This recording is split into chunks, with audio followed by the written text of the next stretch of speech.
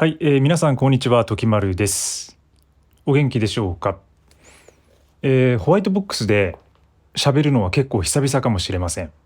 うん、だいぶ久々ですね。で、しばらく山梨、最近は山梨に行ってて、でそこから戻ってきて今撮ってます。でちょっといろいろね荷物あってごちゃついてるんですけど今日は。Q&A コーナーのために東京に戻ってきました。はい、たまにやっていく Q&A コーナー、今日もやっていきたいと思います。で、結構多分ちょっと長くなると思うので、時間がちょっと空いちゃって、コーヒーでも飲みながら皆さんもゆるりと聞いてください。何かしながら、洗濯をしながら、家事をしながら、逆立ちをしながら、勉強をしながら、何でも、でもちょっと交通事故とかそういうのは気をつけてくださいね。なんかよくほらながら聞きしてくださいみたいなことをみんな言ってますけど、なんか正直ちょっと危ないかなと思うんですよね。僕は集中してほしい派ですし、自分も集中したい派だからあの自分が好きなポッドキャストのチャンネル聞く時とかは結構ね真剣に聞いてる。うん真剣に聞いてますね。はい。でも全然ゆるりとでいいです。で目次もつけてますので、気になるとこだけね、聞いてもらう感じでもいいので、ゆるりと聞いてください。しかしコーヒーはやっぱネスカフェでいきましょうね。はい。ということで、いろんな質問をいただいてるんですけども、今日何からいこうかな。まずあれだ、そうだ、今日ヨガをやりましたっていう話をねちょっとまたしたくて、最初に導入として。でやっぱこう山とか旅が続くと自分のこうヨガの練習ができなくなるんで、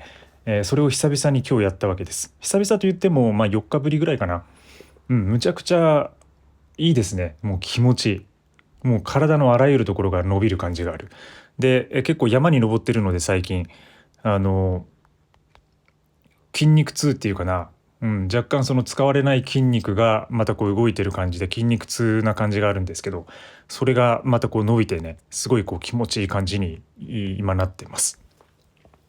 で山を歩くこととヨガって結構近いなと思っていて、で深めていけばいくほどなんかますますそれが最近こう実感を帯びるようになってきましたね。この間も歩いていて山をね同じリズムでトントントントンって歩いていくともうほぼなんかその瞑想しているような感じにやっぱなるんですよね。だから結構ヨガに近いなっていうか、でもやっぱりこう歩くこととこうポスチャーを取ることっていうかポーズを取ることっていうのはの間には結構大きな差があるので、やっぱそれはこうそれぞれ違う楽しみ方というか面白さがあるなと思ってます。はい、ということで、久々に練習したって話です。はい、では一つ目、からいきましょう。で、今回ね、この方メールでいただいてます。はい。僕ニュースレターとかいろんなとこから、ポッドキャストもやってるのでそちらからいただくこともあるんですけど、今回メールでね結構長文のしっかりした質問いただいてますので、まずそちらから答えていきたいと思います。初めまして、名前書いてくださってるんですけど、いつも YouTube 拝見してます。 Q&A コーナーのメッセージ Q&A コーナー用のメッセージです。はい、私は半年前からミニマリズムを始めました。脳が非常にクリアになりストレスも減りました。ミニマリズムはどうしても個人の文脈で語られることが多いのですが、社会設計やデザインへの応用の大きな可能性を秘めています。例えば最近は人手不足の職場をよく見るのですが、人手不足というより単に仕事が多すぎる、組織で話し合って過剰な業務は手放していくということをおろそかにすると自然とこうなってしまいます。私は大学講師で授業は未だに1コマ100分です。人体の構造上集中力の限界、70分で十分ではないでしょうか。1日4コマあるとすると計120分浮くので、これはかえって学生のキャンパスライフを充実させるでしょう。集団や社会の文脈でミニマリズムを活用するアイデアは思いつきますか？カメラマン業界ではどうでしょうか？もし知っていれば教えてください。エクストリームまでたどり着いた時丸さんが日本のミニマリスト界を牽引していくのではと予想しています。それではこれからも楽しみにしています。はい、ありがとうございます。素晴らしい質問だなと思いました。で、いろいろ言いたいところはあるんですけど、多分質問のコアとなるのは、集団や社会の文脈でミニマリズムを活用するアイデアですね。これは思いつきますかっていうところですね。で、カメラマン業界ではどうでしょうか。で、アイデアというかね、多分実際そのミニマリズムっていうもの自体がそもそもその美術の文脈から始まって、あとはその建築とかで社会設計のデザインに取り入れられているところから、多分その我々っていうかね、こう私たちがやっているミニマリズムって、流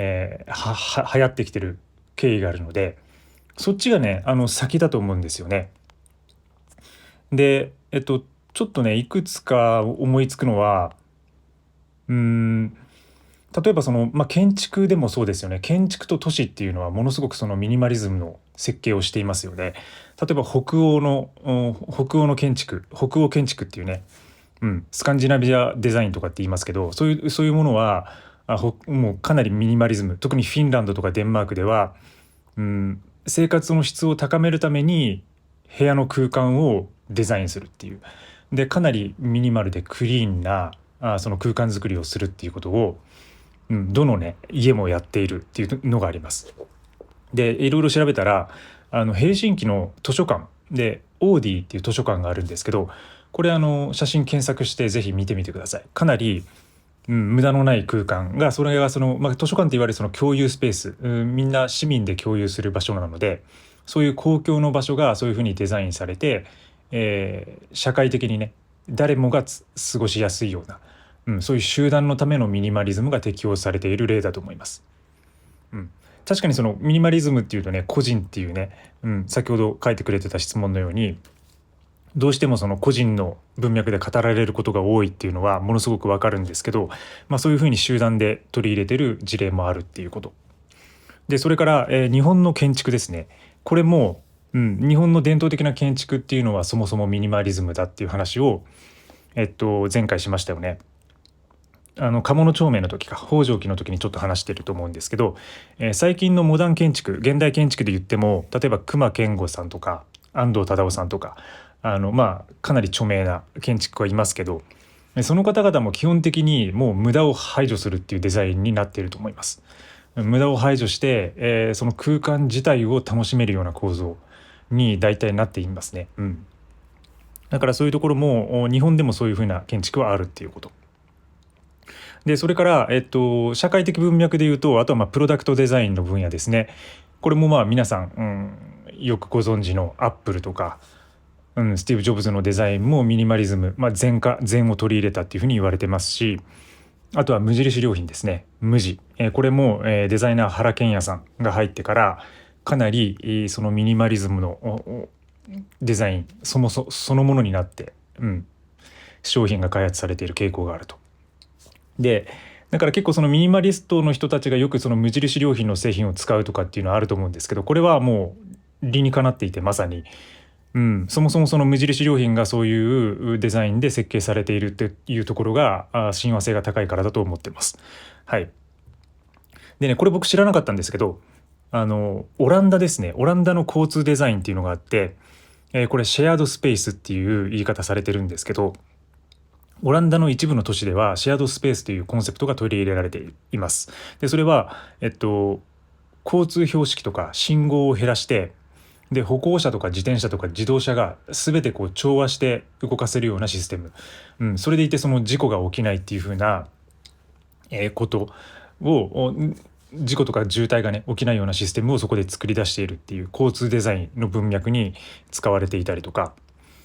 あとはパッシブデザインっていういわゆるこれも建築の分野なんですけど、こういう空間の中で例えば太陽光を使うとかで風を使うとか、そのなんていうかな、エアコンとかを使わない、電気に頼らないとかね、そういう設計をされている家っていうのが結構増えています。でそういうのは太陽光を蓄えるような南向きの広い間口の作りになっていて、そこで暖かい光を日中入れることによって夜までその暖かさを保つようなデザインがされていたりとかね、そういうふうに、いろいろその社会の文脈でミニマリズムを活用する、ものはもうすでにあるなっていうふうに考えてるわけです。で僕自身が思いつくのはっていうか、このカメラマン業界ではどうでしょうかって書かれてるんですけど、確かにねカメラマン業界ではミニマリズムで全然取り入れられてないと思います。個人的に僕自身はかなり取り入れていて、それはそのワークフローを最適化することだったり、使う機材とか照明の量をかなりシンプル最小限にすることによって自分独自のライティングとかをしたりとかっていうことを僕自身は実験的にねずっとやってきたんですけど、もともとその江戸時代江戸時代じゃないや時代劇の制作システムがそのままその日本の広告業界とか撮影業界に降りてきてるので、もうその時のねままなんですよ。だから長時間労働で、それから交番表っていうそういう名前とかもそうだし、タイムテーブルっていうのを交番表っていうんですけど、その交番表もそのなんか、昔のねその映画時代から来ているものなんですけど、それが未だに使われていたりとかで、だから全然ミニマルじゃない。でこれはもうしょうがないことだと思います。広告業界の構造上、なぜなら企業が広告予算を使って、その予算によって作られるものだからです。だから、予算をかけた方がいいんですよね。これむしろかけることによって経済が回るっていうもうちょっと歪んだ構造になってるんで、全然ミニマルではない。ただ最近僕が見てて思うのは、例えば AIの分野ですね。 AI がかなり、もう皆さんのっていうか、一般的な想像以上に活用されている部分があって、これはかなり業界に大きなインパクトを与えると僕も思ってます。でだからミニマリズムではないんだけど、もうパラダイムシフトが起きそうになっているってことですね。はい。撮影ももしかしたらしなくてよくなるっていうか、そういうふうな案件とか、そういうふうな撮影が実際増えてきています。はい、見ててそう思いますね。はい、確かにその授業一コマっていうのは100分っていうのは長いと思いますよね。僕が大学の時多分90分だったと思うんですけど、それでも長いと思ってたし、でも面白い授業はあっという間に過ぎていくんだけど、でも先生たちも結局パターン化していて、もうなんかもうだんだん読めてきますよね。なんか30分ぐらい映像を流しといて、あと質問回答で終わるみたいな、そういう先生たちもいますよね。だからその先生たちは多分ミニマリズムを実践してる。手抜いてるって言えば手抜いてるのかもしれないけど、そういうふうなことをやってる人もいます。ただやっぱりその古いんでしょうね。そのおっしゃる通りで、その過剰な業務を手放していくっていう方向性がないから、でそういうことをデザインとか考える人がいないから、もうずっとそのままで長年古いね狭い業界の中でみんなやり続けてるんですよね。だから変わんないんですよね。もちろんそのキャンパスライフ充実すると思います。僕も、本当に同感で70分で十分だと思うし、70分にしてそれ以外の部分をねもっと有効的なね時間活用に使えたりねするとは思うんですよ本当に。これ確かにね、人間の構造上限界なんだよね。多分その大学の授業が90分とか100分って決められた理由も何かあると思いますね僕ね。結構明確な理由が多分昔の歴史引きずってるとこれは。うんはい、一応ねそんなことです。そういうことを考えました。かなりいろんなことを考えさせてくれる質問でしたね。はい、ありがとうございます。ちょっとね長くなりましたけどね、次サクサクいきましょうか。さっきのそのカメラマン業界の話で思いついたんだけど、全くちょっと質問とは関係ないんだけども、そのながら劇っていう話をしたじゃないですか、一番最初に何かしながらっていう。でこの間ちょっとねたまたまね現場でお会いしたかなり売れっ子のカメラマンです。売れっ子のフォトグラファーの方に「時丸さんの YouTube レタッチしながら見てます」って言われたんですよ。であのあレタッチしながらっていう、なんかレタッチしながら、いわゆるその画像のね、その編集とかレタッチをしながら、その横でモニターをダブルにして、でモニターをデュアルにして、そのもう一つの画面で僕がずっとヨガしてる、ヨガの練習を多分1時間半ぐらい作ってる動画あるんですけど、それを流したままレタッチしてますっていう、そういうことを言ってくれたね方がいて、まあもちろんその会話のネタというか、彼なりのそのユーモアでね、僕に伝えてくれたと思うんですけど、いや、そういう使い方あるかと思って、自分でもちょっとね、恥ずかしかったし、うん、なんかね、普通ほら、僕の知り合いが僕の YouTube を流しながら、で、こっちでは仕事してるってさ、なんかその図柄がもう、なんか頭の中にこう出てきて、そんな使い方あるかっていうか、斬新だなと思いました。だから、業界自体はね、やっぱね、古い体質だし、ミニマリズム全然適用されてないんだけど、面白い人多いんですよね。カメラマン業界っていうか撮影業界って。結構変な人多いっていうか、やっぱみんなそのクリエイターだから、面白い人が多いですね。そこは本当思いますね。それをちょっと今思い出しました。はい、では次の質問いきましょう。ハンガーで服吊るしますか？地面に置きますか？はい、ありがとうございます。これはね、僕はその服もう2枚しか持ってないんで、ハンガーに吊るします。てか洗濯して干す。で、今これ着てる。で、これ脱ぐ。そしたらハンガーから取って着る。それだけですね。なんかたまにこう散らかって地面に置くときはあるけど、保管として地面に置くことはないです。基本的にハンガーで吊るします。はい、続いて、筋トレはしていますか？はい、筋トレは今ねしてないです。これはもうアシュタンガヨガの練習をしているからっていうのが一つですね。はい、それ以上の筋トレはしてない。で、アシュタンガヨガで結構筋トレ的な動きになるっていうのと、あとはその無理にその他の部位とかを鍛えすぎると、ヨガに必要な柔軟性が損なわれるっていうことがよく言われます。この理由もあって、してません。一時期筋トレしている時もありました。それはキャリステニクスっていう、それも道具を使わない筋トレですね。これもね、一時期ハマっている時期があって、だから僕そのジムに行かないっていう方向性をとってました。家の中で、しかも道具なしでやるんで、かなりミニマリスト向きというか、ミニマリスト向きの筋トレの方法です。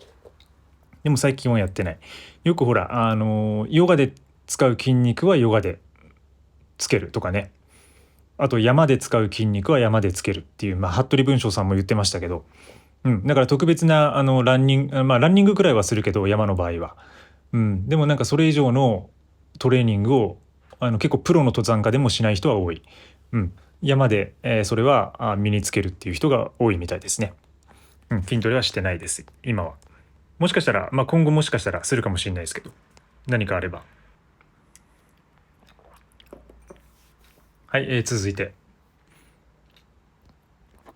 愛用しているサプリはありますか？プロテインはまだ続けられていますか？これね、この質問をいただいて、メールマガジンでサプリ特集やりました。はい。なのでそちらで、サプリの紹介してますので、ぜひご覧ください。いくつかありますね、サプリは。5個ぐらい飲んでます。で、一番のサプリはこのネスカフェゴールドブレンドだっていうことを僕は書いてますね。プロテインはまだ続けられていますかっていう、これもプロテインは続けてます、今。はい。今年に入って一回ね一瞬やめたんですけど、やっぱ必要だなってことでね戻しましたね、プロテインは。調子いいですね、全然。はい。はい、これはエクストリームミニマリストの家具なし生活でいただいたコメントで、ジャルジャルのコントかと思いました。ミニマリストナイスですね。ありがとうございます。これねよく言われるんですよ。でこれ多分なんか僕の友達かなと最初思ったんですけど、多分知らない方かもしれないですね。うん。ジャルジャルのコントっていう、自分でもね改めてこう見てみて、全部こうサムネをね一覧で見れるページにすると、なんか本当同じ服着たやつがずっと並んでるから、これもうジャルジャルだなっていうか、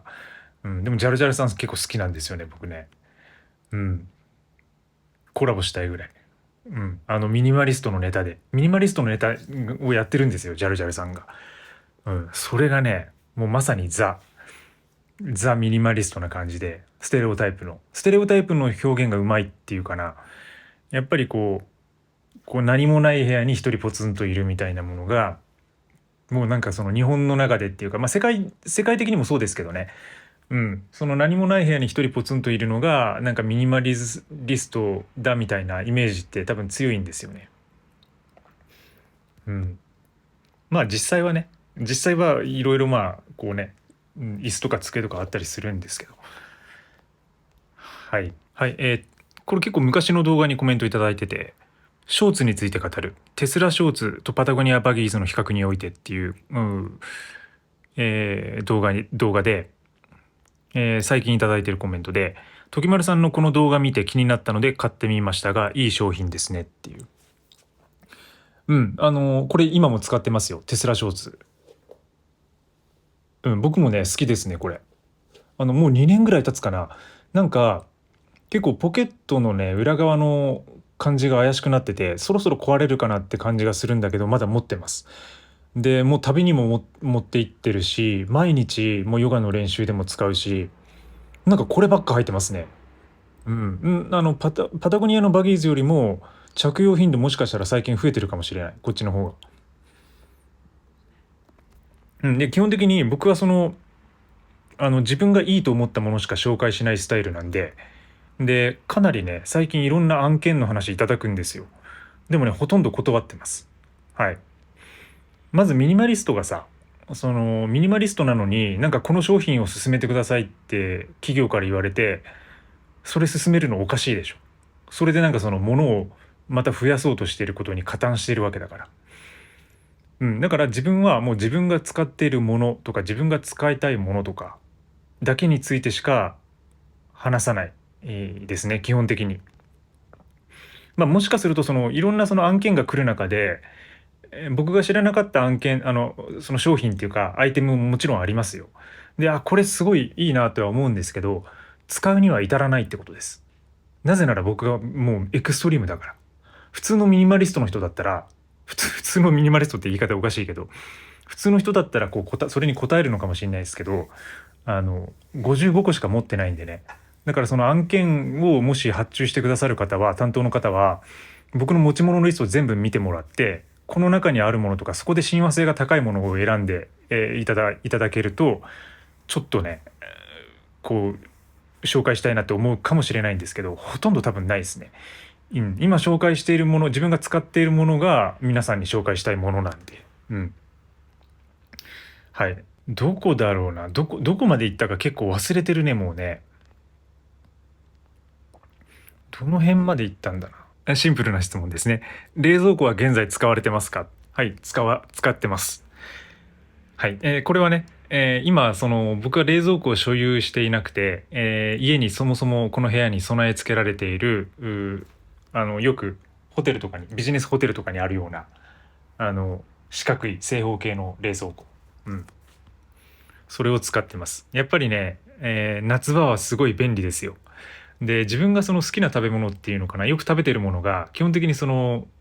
冷蔵しといた方がうまいものが多いんで、納豆とかヨーグルトとかキムチとか、うんそんなもん。たまにビールとか入れるけど、だからねちょっと冷えてる感じの方がいいんですよね。まあでも冷蔵庫使ってなかった時代ももう3年ぐらい冷蔵庫使ってない時期あるんで、もう冷蔵庫なしで生きる術っていうのは自分の中でもう体得してるんですけど、夏場も全然いける。で冷蔵庫なし生活については、稲垣恵美子さんですねが参考になると思います。稲垣さんは大手の新聞社だったよな、新聞社退社してもうミニマリスト生活にいきなり入った人で、その時にもうすごく全部家具とか家電類を手放してね、で冷蔵庫も手放して、じゃあ冷蔵庫なしでどのように生きるかってことを、結構書いてます、詳しく本で。僕も結構冷蔵庫なし生活してる時に、その本を読んだりして参考にさせてもらいましたね。はい。エクストリームミニマリストの家具なし生活で、手が当たるボケが長め。はい。これね、もうものすごくよく分かってくださってる。僕のことを。いや、僕自身も作ってて思うんですよ。このくだり長いなって。こんなに尺いらねえだろって思うんだけど、そこをあえて入れてるんですよね、僕は。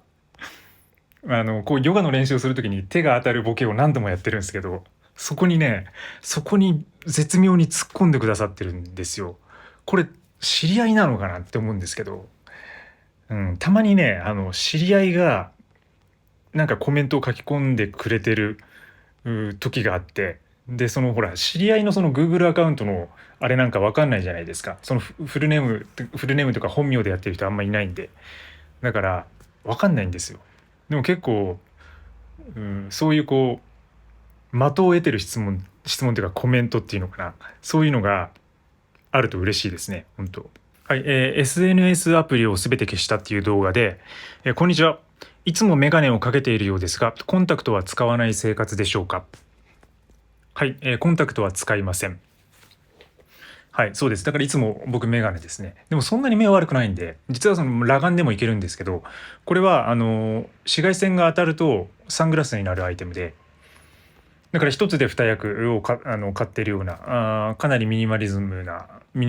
アイテムですね、自分の中では。もう登山の時とかアウトドアの時はもうむちゃくちゃ重宝しています。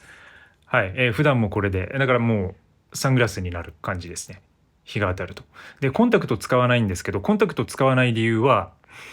いろいろその管理の手間が増えるからです。で、メガネってもうかければいいだけじゃないですか。で、不要な時外せばいいんで。で、コンタクトってこう外したりとか、あとその洗浄液で洗浄したりとか、で、ケースにこう入れてね、なんか保存したりとか、なんかそういうこう煩わしい感じになるんで嫌なんですよね。うん。だから、まあずっとメガネですね。はい、捨てないでっていう動画でいただいているコメントで、洗濯物はどうやって乾かしているんですか、冬とか。はい。で、冬もね、変わらずです。もう洗って干すだけ。全然乾く、それで。なぜなら自分が使っている素材が全て速乾性があるもの、そういうテクニカルな素材のアイテムを使ってるからです。多分これが綿とかだと多分乾かないと思いますよ。部屋によってはね。で、あとまあここ日当たりとかいいんで、風も結構通るんで、室内に干してもいいし、まあ外に干す時もあるし、乾きにくそうだなって思う時はね。でも全然普通に普通に乾きます。冬でも、しかも1日とかかかんないね。冬でも5時間とか6時間以内には乾きますね。はい、家具なし生活でいただいたコメントで、初コメです。部屋にはドンと洗濯機がありましたが、やはり必要でしょうか。過去動画で説明されていたらすいません。私は以前バックパッカーの旅をしていて、1年くらいアジアを中心に旅行していましたが、洗濯は常に手洗いで、その時の経験から帰国後も基本手洗いになりました。洗濯用の洗剤も後に体を洗う用の固形洗剤に、旅行中も小さな四角いバケツを持ち歩いていました。下着等はすぐにジャブジャブ洗い、ズボンなどは一晩つけ置きして洗っていました。洗濯機でかいし、場所を取って引っ越しの際も面倒、電気も食う、この際手放してはどうですか。はい、ありがとうございます。えっとね、まあ僕もバックパッカーしてたんで手洗いもしてました、当然。で、僕の場合はこの方は多分その洗濯手洗いとかって言ってますけど、僕はそのバックパッカーの時はもうこのままシャワー浴びて、中でシャワー洗いながら体洗いながらさざってやっても干すだけなんで、洗濯っていう行為を手放してました。それくらいやってましたね。ただね、今は洗濯機あります。はい。で、使ってます。なぜなら、結構山系の道具を洗ったりするのと、やっぱ楽なんですよ。で、何かこう洗濯機回しながら作業したりできるんで、その間のね、やっぱりこう洗濯の手間がねかかるっていう、その間いろいろできるっていうね。だからまあ結局ね便利になるんですよ、洗濯機って。でもちろんないならないでやっていけますよ。ないならないでもやっていけるんだけども、あるに越したことはないっていうか、別にこれがあることで自分の部屋が圧迫されるとは僕は思ってない。なぜならこの洗濯機のね台があるんですけど、そこがねそもそも一段上がってるんですよ。よくほら室内の洗濯機置き場ってさ、その洗濯機置き用に作られてるじゃないですか。だからもちろんそこにそのいろんな他のものを置くこともできるんですけど、なんていうかな、その僕の美学に反するんですよね。なんかその排水口っていうか、その洗濯機置き場に例えば冷蔵庫とか食品とかを置いてスペースを有効活用するみたいなことも考えられるんですけど、その洗濯機置き場には洗濯機をはめたいっていうかな、置きたいっていう、そういう感じです。別にそのなんか家にあっても何も問題はないし、自分のね、時間を有効活用できる。これは間違いない。洗濯の時間って手洗いでやるとやっぱり面倒ですよ。それも毎日のことなんで。毎日のことでしょう。だからもうそれがその10分とか、いくら早くて5分で洗ってもさ、それが10日間で50分になるわけですよね。うん、まあまあでしょう。10日間で50分だから1時間になるわけだから、その洗濯の時間を手放せばその1時間分の作業ができるっていう考えればね。で僕結構忙しいんで、いろいろこう作業とかね、やっぱやる時間必要なんで、洗濯機使ってますね今はね。でも今後は分かんない。もしかしたらその洗濯機を置けない部屋にね引っ越すこともあるかもしれないし、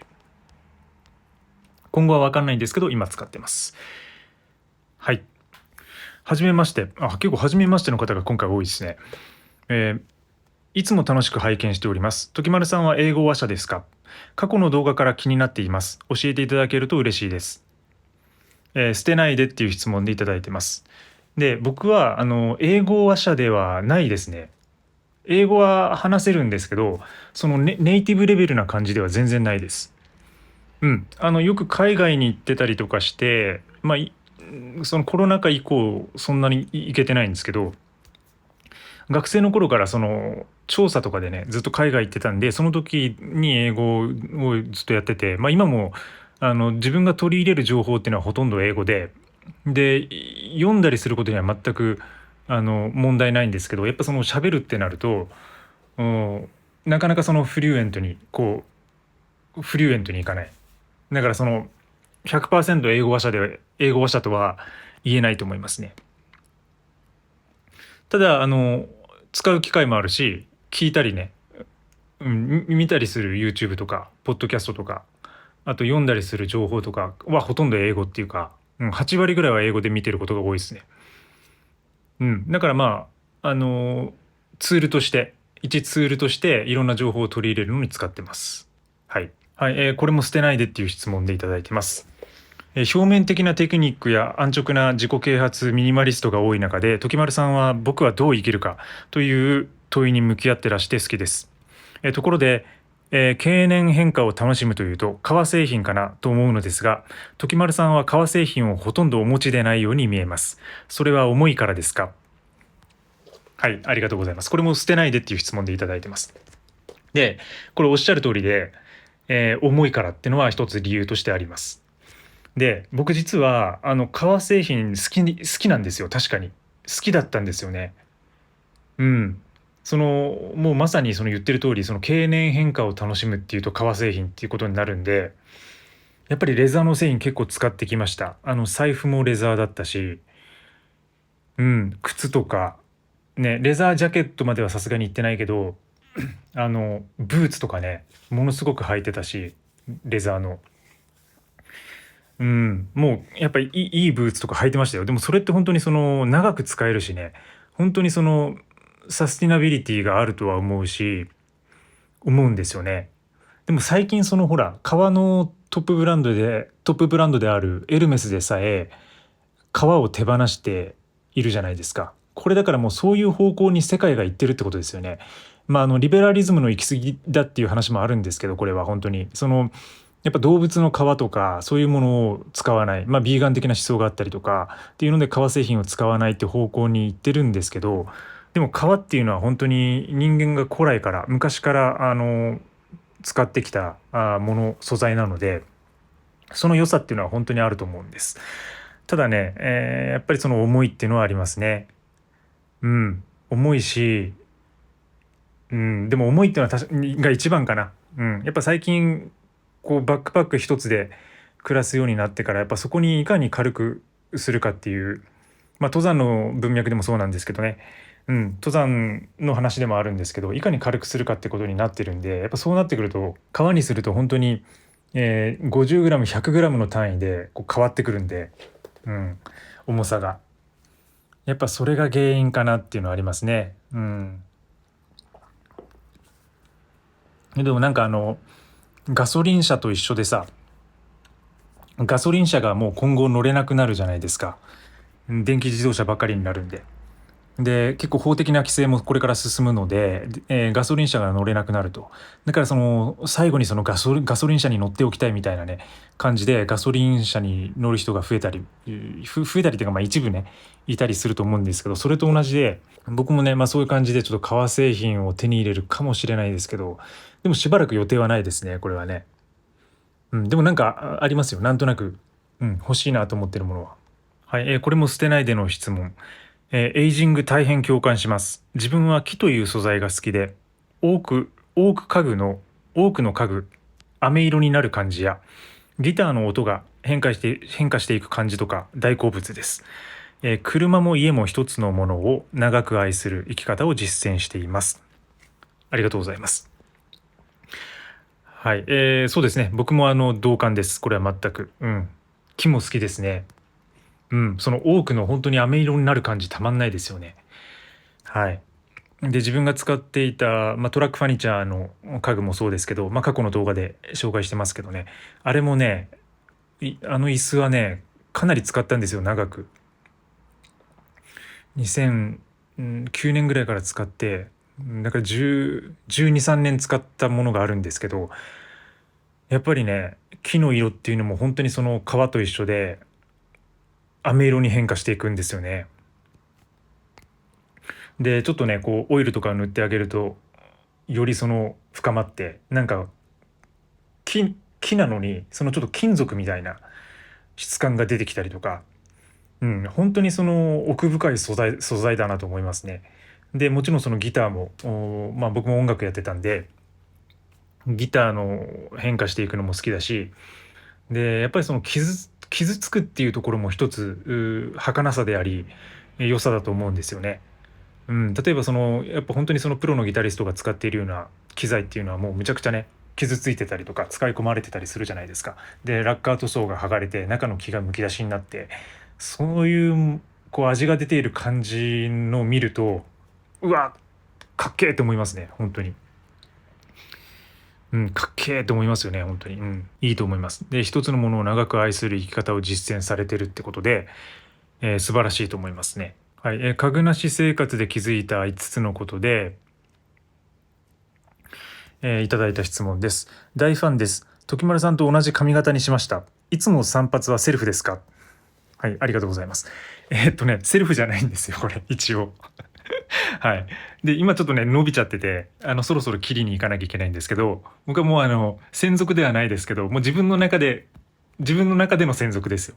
の、ヘアスタイリストさんがいて、もうその方に長らく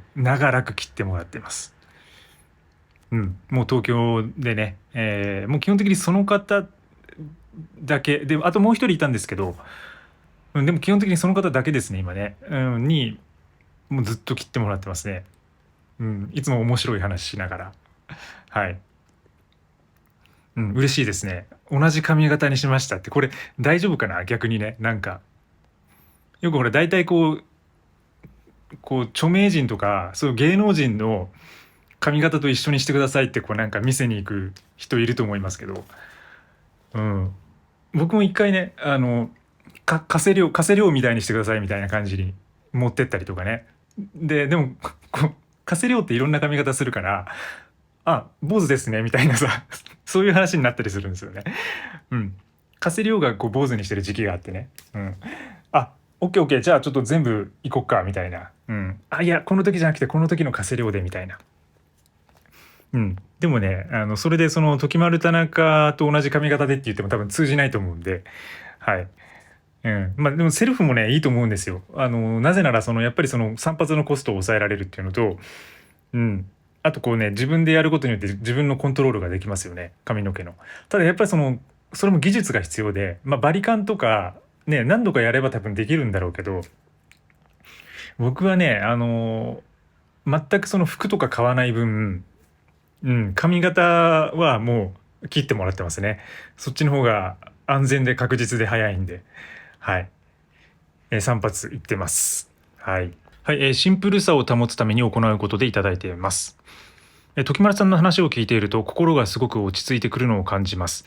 自分も物を減らしてシンプルに生きることを心がけてみます。私は写真が趣味で、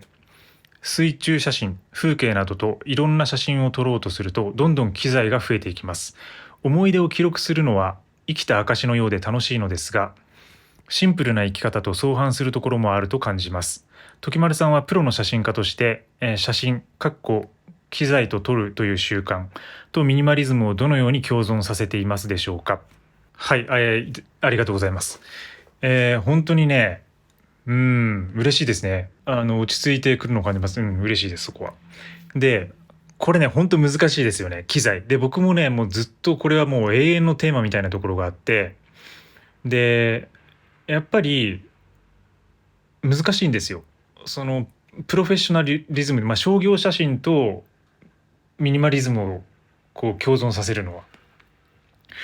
だからある程度その仕事のジャンルを考えるとか割り切りが必要になってくるんですよね。だから僕はもう今ほとんど機材を持ってないので、必要な機材はレンタルです。自分が撮影するときは。で、これはもう広告業界では結構普通なんですよね。なぜならもう企業からその機材代っていうか予算がもう出るんで、機材費が。だからその機材費だけで本当に僕はないですけど、その大きな撮影とかだと100万とか例えばかかる撮影も全然あります。機材だけでですよ。機材のレンタル費だけで照明とカメラだけで100万とか1回の撮影でかかる時があります。でもそういうものを個人で持ってる人ってほとんどいないから、ほとんどレンタルです。でレンタルがいいところのもう一つっていうのは、もう一つあるのはそのメンテナンスの費用とかその故障のリスクがないってことですね。でかつ常に最新の機材が使えるってこと。自分で機材を所有するとなるともう今アップデートのサイクルが早いので毎年買い替える必要があると。で毎年買い替えて売ってっていうね、そういうこうリセールしてってもそれでも元が取れないくらいになってます。だから仕事の量とバランスによっては全てレンタルで回していった方が商業写真のビジネス的には、盛り上がっていくっていう風な構造になってますね。だからこれ本当にジャンルによるんで、やっぱでも広告写真ぐらいですかね。多分その機材費が賄えるような予算が出る撮影っていうのは。だから本当にその機材はそういう風にしてるのと、共存が難しいんですよこれ。でだから無理に共存させなくていいと思いますね。この方はその写真が趣味で水中写真とか風景とかでいろんなものを撮りたいと。でそれは絶対その何年後かに絶対財産になるんで、撮りたいものを撮った方がいいと思います。でそれを撮るための機材は躊躇しない方がいいと思います。はい、これはもう自分の経験からも言えることで、だから僕もその何て言うかな、今はその写真の仕事を減らして、そのプロのね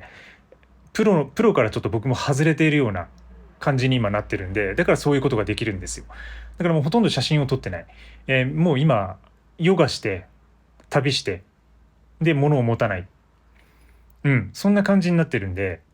だから逆にその写真の機材とかそういうところに自分がフォーカスしてないんですよ。でもしてる時期ももちろんありました。その時はむちゃくちゃ買ってたし、むちゃくちゃ持ってたし、でレンタル倉庫とかにね機材を入れてる時もありましたし、それくらいやっぱりその部屋に置くのが嫌だったから、それはレンタル倉庫を借りてたんですけどね、レンタルスペースをね。だから共存難しいで増えるから、でもね、その中でもう自分なりのやり方を見つけていくしかないと思ってます。で人によってやっぱその取るものとか目指すものによってその自分の機材との付き合い方、機材の分量とか、あるいはその撮影のワークフローとの付き合い方っていうのは変わるので、自分が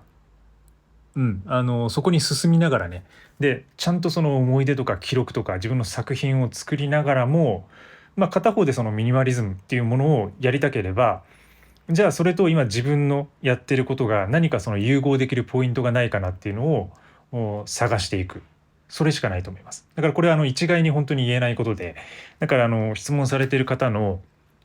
自分自身のね、撮影スタイルとこの融合をちょっと試みるってことをやってみてください。うん、でもねやっぱりそのミニマリズムって何でも使えるので、もう本当にもうツールとして考えてもらって何にでも使えるので、例えばこのレンズとこのレンズだったらこっちは全てこの1本で賄えるからこれ手放しちゃおうってことできるんですよ。で特にそのカメラ機材とか撮影機材っていうのはそういうのがやりやすい分野なんですよね。でもその量が多すぎるから迷うっていうのはあると思う。同じ 50mm レンズね、28mm レンズでも無限にあるんで数が。じゃあその中でじゃあ何を選ぶかっていうのが、ポイントになってくるし、でもその何を選ぶかがその結局自分の写真を作っていくことになるので、やっぱりねそこはね楽しみながらやっていくっていうのが一番いいんじゃないかなと思いますね。自分がそのやりたいことで、それからミニマリズムっていうのをそれに常にね、じゃあ何か適用できる部分がないかなっていうのを考えることで、考えながらもそれをこうマイナスの方向にやるんではなくて、ミニマリズムを適用して自分の作品のクオリティを下げるのではなくて上げる方向に持っていくってことです。はい、それもワークフローもそうですし、シンプル化していって突き詰めていくことで、作業量は減らしながら、じゃあ自分のベストを出せるような、自分のベストの写真を出せるようなものを探していくってことですね。結構ノウハウ的なとこは自分のノート、僕のノートでも書いてるので、結構制作の裏側みたいなとこは結構ノートで書いてることが多いので、そちらも参照してみてください。よろしければ。長くなってるね。疲れてませんか？コーヒー飲みながらねゆっくりやってください。ランニングの際のこだわりが知りたいです。そもそものスタンス、ウェア、シューズ、ペース、距離、頻度、時間、コース、フルマラソンの目標タイム、日焼け対策、汗対策、持ち物など詳しいことが知りたいです。ありがとうございます。これね全部答えてると多分動画1本ぐらい作れそうなんで、簡潔にいくと、僕はそんなに、フルマラソンを走りたいとも思ってないし、レースで勝ちたいとも思ってないんですよ。でただその自分の、体調を整えるため、とか、あとはその登山のちょっとしたトレーニングとか、あとその精神をトレーニングっていうか、なんていうかな、リセットするような、自分をそのニュートラルに戻すための行為としてのランニングっていうのをやってます。だからそれもウォーキングとかヨガとかと変わんなくて、ツールとして使ってるってことですね。でこだわりはね本当になくてなくてって言ってもこれ聞いたらあるかなと思うかもしれないんですけど、もうウェアはもうこれだから、もう常に着てるもので走るって感じで、普段着ですね。だから普段着でそのまま走って、そのまま生活をする。もちろん洗いますよ、走った後は。シューズも今まで紹介しているシューズ、ビボベアフットで走ります。あるいはゼロシューズのサンダルで走ります。それしか持ってないんでね。だから持ってるシューズで走る。でペースとか時間とかは気にしない。でコースもだいたいこう自分の決められたコースをいくつか持ってて、そこを気分で走り替えて走る。で頻度に関してはこれだけは気にしてますね。頻度で週にやっぱ最低でも1回で、いい時だと2回から3回だから今週2回ぐらいを目指してるんですけどね。それくらいを気にして走るようにしてます。でそれが今まで僕が10年間もう10年間ぐらい走ってるんですけど、正確にはもうちょっとあるかな。2010年12年ぐらいか。12年だから12年か。僕が12年間走ってきて、気づいたことですね。気づいたっていうか、自分の中で生み出してきたペース感ってことです。で一番最初は本当に週4とか5とか走ってる時もあったし、今度逆に回数を減らして2週間に1回とか走ってる時期もありました。ただやっぱその時々のその生活のリズムとかやっていることとかによってペースを見極めた結果、週に2回ぐらいあるいは1回ぐらいが今最適っていう風な感じになってます。でこれエビデンスっていうかね、研究的にもアンデシュ・ハンセンっていうね脳科学者が書いているような本とかにも同じようなことが書いていて、30分1回30分から40分の有酸素息が上がるような運動を週に2回っていうのは、これでその脳機能が保たれるっていうことは研究としても出ています。だからなんとなく、そういう意識もあるけど別にそこの意識だけではなくて自分のその心地いいタイム感とかタイム感というか走るペース頻度を見極めていた結果そういう感じになったって感じです。日焼け止めはね基本的に塗ってますね。塗るようにしてます。顔ぐらいだけど顔と手ぐらいだけど。で、汗対策してません。で持ち物も何も持ちません。記録用の iPhone ぐらいですね。データトラッキング用の iPhone だけかな。iPhone と鍵ぐらいかな。汗はもうそのままにしといて、もう部屋に戻ってきたら速攻シャワーって感じです。はい。なんかでも意外とそのランニングについての質問で初めて来たかもしれないですね。これまでなかったですよね。はい、続いて、じっくり考えて買っても実際使ったら使い勝手が違ったり飽きたりします。だから物をポイポイ捨てれます。かっこ本以外。長く使える人が羨ましく憧れます。買い物のコツとか愛着が湧くコツってあるのでしょうか。はい、捨てないでっていう質問でねいただいてます。でね、これ、僕もね一緒ですよ。じっくり考えて買っても実際使ってみると使い勝手悪いとか、違ったなっていうものあります。で、飽きることもあります。で、本当にその使わないと分かんないんですよね。本当にいろんなレビューとか見たりとか、スペックとか見てるだけでは分かんないんですよ。だから僕もう常にやっぱその使って、これダメだなって思ったらリプレイスすることをやってます。で、そういうことを毎回やることがトレーニングになるんですよ。で、そういうことをやってると、もう大体その自分の中でこれはいいなって思うものが分かるようになってきますね。だから外しがなくなってくるっていうか、もちろんありますよ。たまには失敗することもね。でもね、そういう風になってくると長く使えるものっていうのが自分の中で分かってくるし、そのものの見極めができるようになってくるので、これは本当にある程度のちょっとトレーニングが必要かもしれないですね。これを極めていくにはそれしかないと思いますね。で、買い物のコツとか愛着が湧くコツなんですけど、これはもう一つあって、自分が本当にその好きなものを買うってことです。誰かのレビューに左右されない。それが愛着が湧くコツですね。自分が本当に好きだなとかで何回かそのリストに入れといて時間が経ってもやっぱりこれ欲しいなっていうね、そういうもの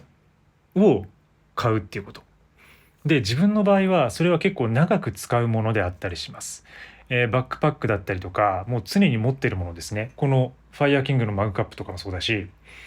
で、こういうものをずっと使うから、だから長く愛着が湧くっていうことは、それだけ身につけている時間とか使っている時間が長いってことなんですよね。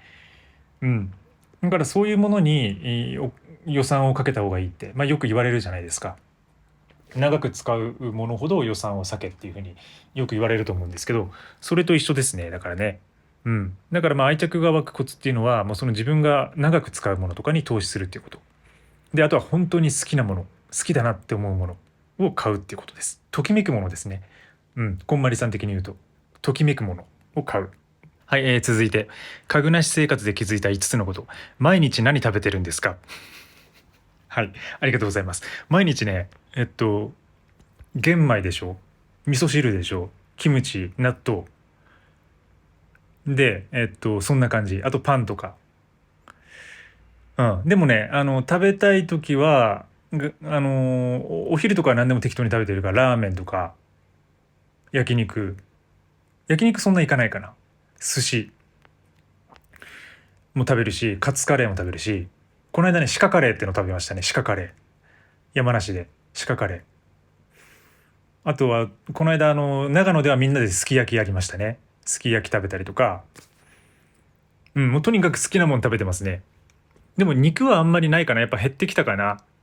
うん。まあこれヨガやってるってこともあるだろうけど、あと年齢の問題もあると思う。やっぱ重いなっていうのとね。だから結構野菜中心に、フルーツ、野菜、それから魚、で鶏肉、チキンはまあまあ好きですね。焼き鳥行ったりもしますし、そんな感じです。で、これ一言だけその毎日何食べてるんですかで、僕が思い出したことは、昔ね、宮崎あおいさんと玉木宏さんの「ただ君を愛してる」っていう、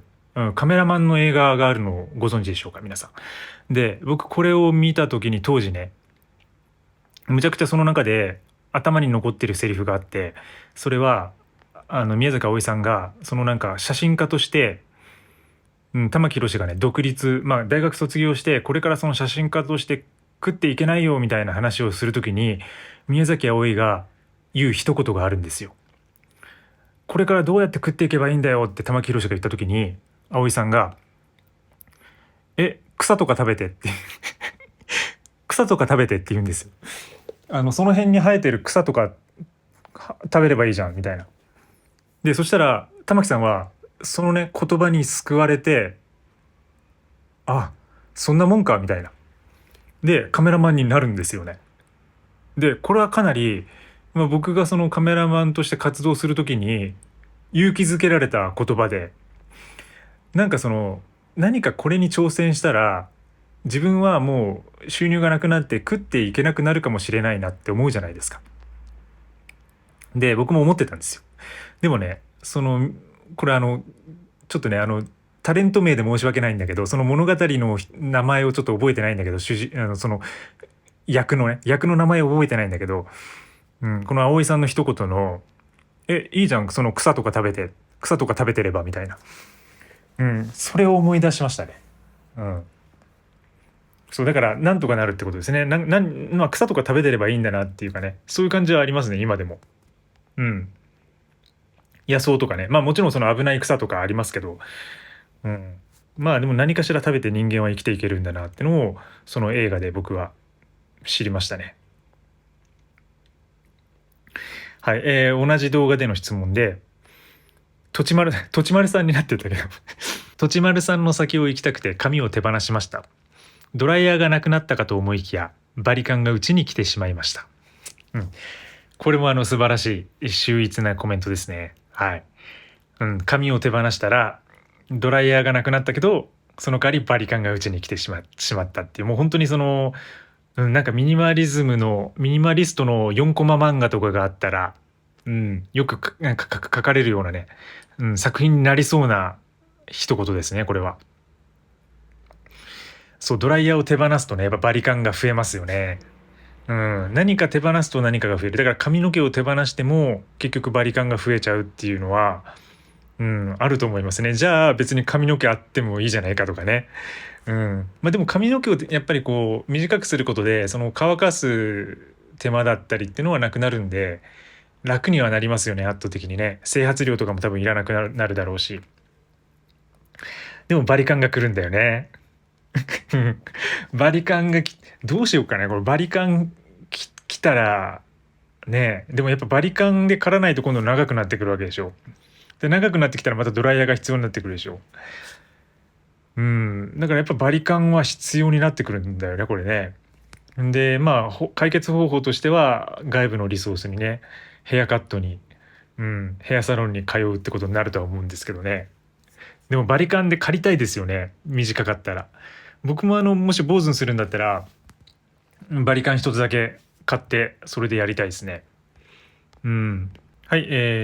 そろそろ最後かな、時間的にね。全持ち物98個をパッキングするミニマリストの動画で、これ昔のパッキング動画ですね。これで、確定申告などレシートや書類はどうされていますかっていう質問来てます。はい、でこの確定申告僕も必要なので、基本的に、レシートや書類は取ってます。でもレシートぐらいかな。レシートと領収書ぐらいで、しかも僕の場合その必要な経費のレシートってそんなないんで、自分の事業柄ね、自分がやってる事業柄そんなないんで、ほとんどないかな。レシートぐらいで、しかも最近デジタル化になって写真さえ撮っておけば書面の提出っていうのは必要じゃなくなってるんで、だからいけますね。デジタル上だけで。だから処分してもいいんだけど、例えば税理士さんにパッてまとめて渡す時とかね、そういう時に必要になってくるんで、一応取ってます。でも確定申告は基本的にオンライン、もうデジタルで、やってますね。はい。もうかなり便利になりました。今は本当に。はい、ということでこれくらいかな。今日はじゃあこれくらいで、ちょっと長くなりましたけども、もうご視聴いただき、最後までご視聴いただきありがとうございます。また、タイミングを見て質問回答コーナーやっていきたいと思いますので、質問がある方はぜひ書き込んでください。はい、月水金とね、時丸田中のモーニングレディオっていうタイトルでポッドキャストを放送しています。でそれからエクストリームミニマリストのニュースレター、これは週に1回配信しています。結構エクストリームな内容、自分なりの分析とか自分なりの最近読んだ本から深く掘り下げたテーマについて、書いたりしています。そちらもよろしければ登録してみてください。そんなとこでまたね、これからホワイトボックスを離れて僕は次の場所にちょっと旅立ちます。それではまた次回の放送で。皆さんも良い一日をお過ごしください。バイバイ。